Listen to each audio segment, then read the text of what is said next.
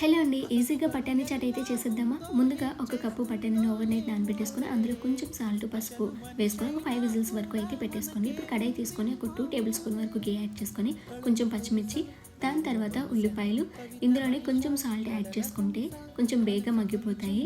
ఇలా దగ్గరగా మగ్గిపోయిన తర్వాత ఇప్పుడు ఇందులోకి కొంచెం టమాటోస్ అయితే యాడ్ చేసుకోవాలి. పెద్ద సైజ్ టమాటో అయితే ఒకటి, మీడియం సైజ్ టమాటోస్ అయితే 2 యాడ్ చేసుకోండి.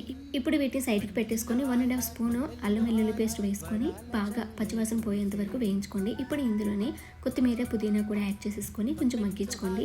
ఇప్పుడు 5 విజిల్స్ వచ్చిన తర్వాత చూద్దాము ఎంత బాగా కుక్ అయిందో. చూసారా, పర్ఫెక్ట్గా అయితే బఠానీ కుక్ అయిపోయింది.